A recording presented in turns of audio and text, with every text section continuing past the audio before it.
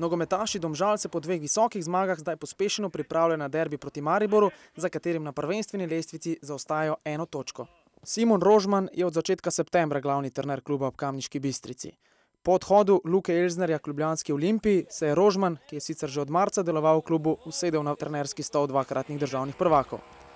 Domžalčane smo obiskali na torkovem jutranjem treningu, o svojih pogledih na idejo nogometne igre pa je z nami spregovoril strateg prvega moštva. Pod Rožman dosedanji izkupiček 3 zmage in pa poraz v prvenstvu ter napredovanje v pokalu Nogometne zveze Slovenije. Kako bi zaenkrat ocenili dosedanje delo od začetka septembra pa do danes, odkar ste na klopi Domžal? Ja, moram reči, da nekako nas je vse skupaj šokiralo po odhodu Lukata, da smo pač mogli zelo hitro odreagirati. Jaz mislim, da smo nekako naredili nekako naš ta prvi cilj, da smo se nekako spoznali z igralci, kakšne so moje želje, kakšne so moje zahteve. Ta prehod moram reči, da je bil dokaj težak, tudi neke stvari, ki so se nekako vlekle že odprej. Tako da, če gledamo samo rezultatsko, mislim, da moramo biti zadovoljni z izkupičkom. Moramo tudi reči, da zadnje tekme so pokazale en velik napredek v igri in če potegnemo nekako črto za to, bom rekel, nek začetek, bi si mogoče težko želel boljšega. Ja, če se recimo naveževa na zadnji 2 tekmi, Radomlje in Krško 10-0, gol razlika, 2 visoki zmagi, 5-0, ampak poleg dobre igre in veliko golov se je tudi videlo nekaj obrisov vaše igre oziroma vašega dela. Tu govorim seveda o visokem presingu, hitremu zaključevanju akcij, hitrejšemu prehodu iz obrambe v napad. Je to nekaj, kar bi vi dejali, da je vaša nogometna filozofija? Ja, s tem bi se strinjal. Sej težko je nam trenerjem nekako skrivati, ker dejansko igralci vse ideje, ki jih ti imaš, nekako poskušajo na igrišču izvajati. Vse to, kar je bilo našteto, nekako so igralci zelo hitro sprejeli. Moram reči, da se res izjemno trudijo dejansko skozi vse treninge, skozi vse neke teoretične informacije, da to nekako sprovajajo na igrišču. Jaz mislim, da v teh 2 tekmah je bilo marsikaj dobrega za videti. In bom rekel, na tej vsebini, ki smo jo pokazali, treba graditi. So normalno še vedno pomanjkljivosti, ampak jaz verjamem, da lahko, bom rekel, s tako vnemo, s tako željo, ki se je nekako vzbudila v igralcih, mislim, da lahko še napredujemo. Domžale so še vedno pri vrhu, kvalitetno delate oziroma nekako se zdi, kot da se odhodi nosilcev ne poznajo tako. Kako vi dojemate recimo dejstvo, da v vsakem prestopnem roku ali ne morete ali pa zelo težko zadržite tiste igralce, ki so se najbolj izkazali? Poglejte, Domžale so, bom rekel, vrhunsko voden klub, kjer, bom rekel, vodilni možje z predsednikom in športnim direktorjem nekako zadevo delajo na dolgi rok.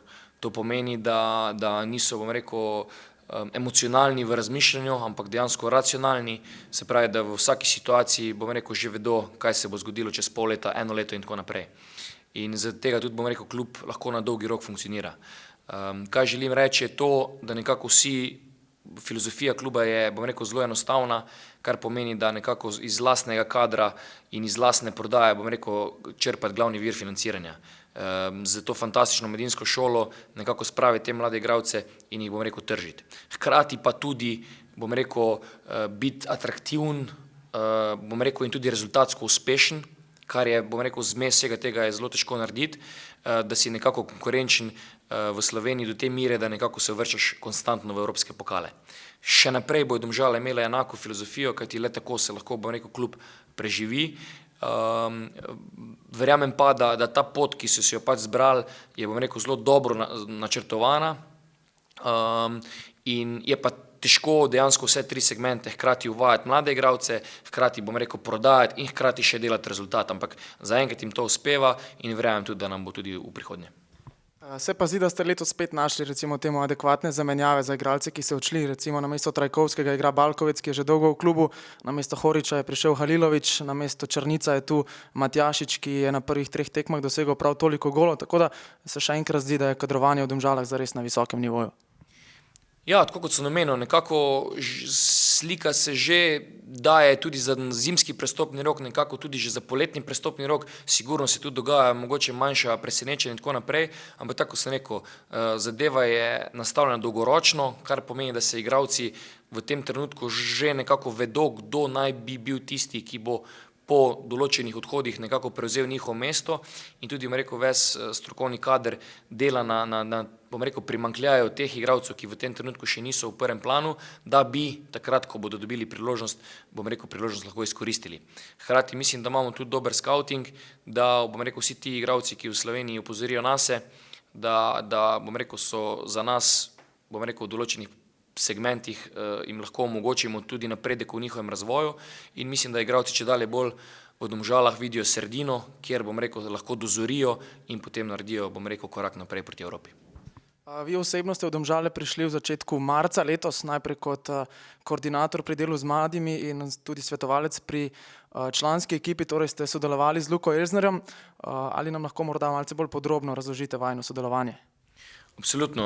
Luka je bil prvi nekako športnim direktorjem, ki sta me nekako povabila k sodelovanju in dejansko zelo natančno predstavila zgodbo, kakšno si želijo. Z zelo jasnimi kompetencami, odgovornostmi, določili, kdo bo kaj delal. Kar, če poenostavim, je zadeva takšna, da smo nekako z Lukatom skupaj pripravila ves strokovni program za celotno piramido kluba. Se pravi, od vseh igralnih oblik, od kondicijske ciklizacije, od praktično vse, kar se tiče od članov do U8. In to je bilo najino skupno delo, normalno z vsemi ostalimi, bom rekel, sodelavci, ki so v obstoječem kadru. In zdaj naša ključna zadeva je ta, da se Luka je bil zadolžen, da se to izvaja pri članih in jaz sem bil zadolžen, da se zadeva izvaja po celi naši, se pravi, piramidi mladinske šole navzdol. Hkrati smo bila, bom rekel, zelo konstruktivna sogovornika, kar pomeni, da smo se o vseh stvareh odkrito pogovarjala. Vsak je mogoče videl neke zadeve na svoj način. Luka je bil absolutno tisti, ki se je vedno, bom rekel, imel zadnjo besedo, ker je pač bil vodja naše strokovne piramide. Tako da jaz mislim, da najino sodelovanje, govorimo na strokovnem področju, je bilo fantastično. Mislim, da smo oba dva napredovala nekako iz tedna v teden in tudi, bom rekel, po človeški plati smo se, mislim, da zelo dobro spoznali in jaz mislim, da je to sodelovanje, bom rekel, bilo odlično, bom rekel, izhodišče zame, tako kot za Lukata in hkrati mislim, da največ od vsega imel pa klub. Ni skrivnost, da ste bili vpeti tudi v delo članske ekipe, ni pa skrivnost tudi, da je bil zadetek Žana Majerja delo vaše ideje oziroma vaša ideja, tisti zmagoviti zadetek v drugem krogu kvalifikacij za Evropsko ligo proti Šahterju iz Soligorska. Ja, dejansko se navezujem na prejšnji odgovor. Nekako smo skupaj iskali v ekipi nekako rešitve proti nasprotnikom, kako, bom rekel, funkcionirati na igrišču, kako, bom rekel, priti do zmage, kako biti všečen, kako biti atraktiven, napadalni in tako naprej. Tako da dejansko je, bom rekel, Luka zelo veliko akceptiral, bom rekel, mnenja in se potem pač odločal po svoji vesti. Tako da ja, tista akcija je bila nekako moja ideja ali kakorkoli naša skupna ideja, ampak še enkrat, šlo je, bom rekel, za dejansko totalno dopolnjevanje, za dejansko debate, ki so bile podprte z argumenti in jaz mislim, da smo otvorili en zelo, bom rekel, močan in dober strokovni tim. Kaj pa sama razlika v dojemanju nogometne igre? Zdi se nekako, da ste vi tisti, ki gojite bolj napadalen oziroma bolj direkten nogomet, kot ga je pred tem v Domžalah gojil Luka Elzner.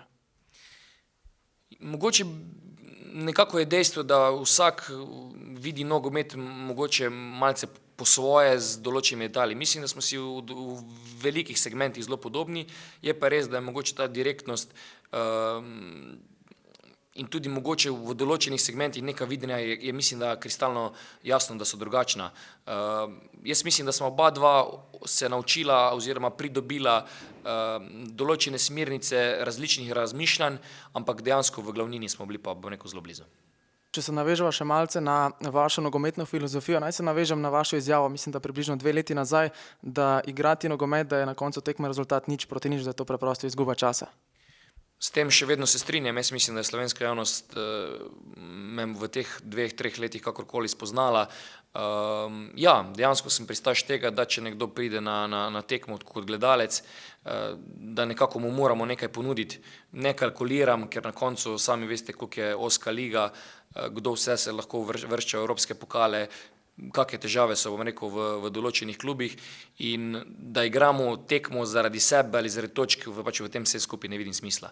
Želim ljudem ponuditi to, kar si tudi sami želijo, se pravi pač zadetke, bom rekel, neko kvalitetno predstavo, nek napadalen slog, mogoče kakšna, bi rekel, mogoče avantgarda v Sloveniji da si, bom rekel, v nekem segmentu malo bolj poseben in zaenkrat, bom rekel, mislim, da so ljudje to dobro sprejeli in da pač nekako nas želijo videti takšne.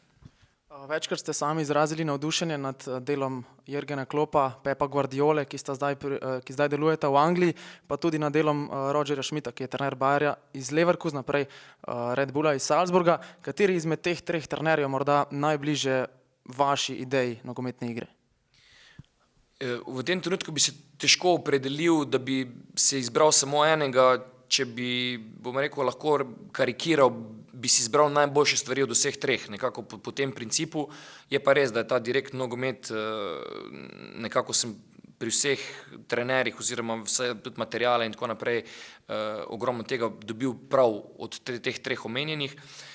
Tudi če govorimo o Guardioli, ki je bil omenjen, mi je bil prej mogoče bolj všeč njegov zunanji vpliv na družbo, njegove vrednote, ki jih je dejal preko medijev nekako družbi, ta nogomet v Barceloni, ki ga je gojil takrat, ampak če pa primerjamo danes, kakšen nogomet igra pri Manchester Cityju, pa je to, bom rekel, totalni, da ne rečem celo brutalni pressing, izjemno dogajanje na igrišču, kar se tiče faze napada, izjemna kreativnost, izjemna hitrost zaključkov napadov, tako da tudi mislim, da sam je nekako dokazal, da je velik trener, da lahko znotraj svoje trenerske kariere nekako menja filozofije, se prilagodi na okolje.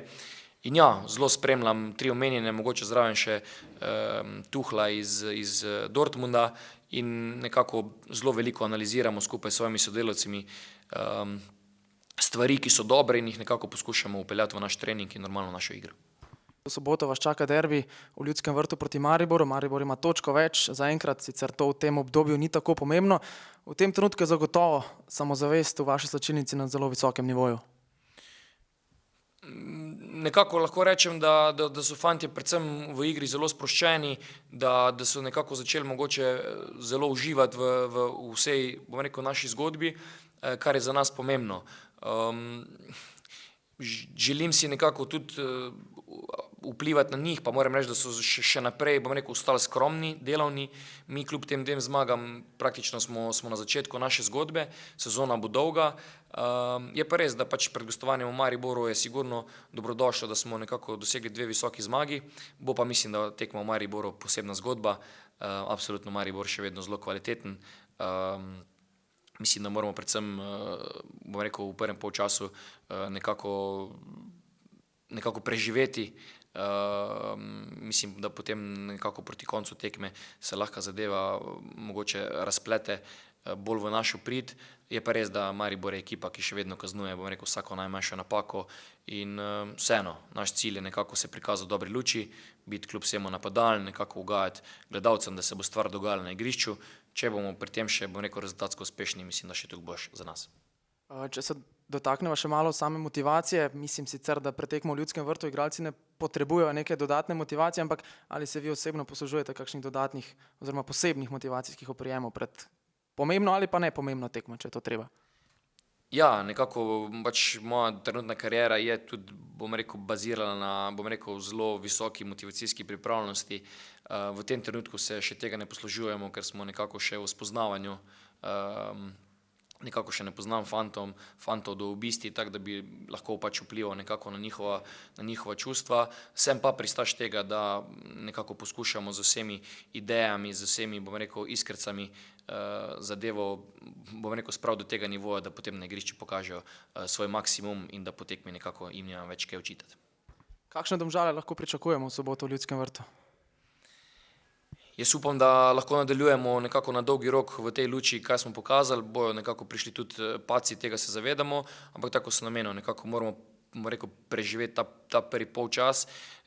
Želimo biti, tako sem rekel, maksimalno agresivni, napadalni, zelo direktni, nadejamo se dobrega obiska in jaz verjamem, da se bomo pokazali v najboljši možni luči. Simon Rožman je pri 33 letih najmlajši trener v prvi ligi, a nikakor neizkušen. Danes smo ga spoznali kot velikega zagovornika atraktivnega in napadalnega nogometa. Besede naključja v njegovem slovarju ni. Zelo zanimivo bo videti, kako se bodo Rožman in njegovi varovanci odrezali v nadaljevanju prvenstva. Prvi resen test jih čaka že v soboto, ko bodo gostovali v Ljudskem vrtu.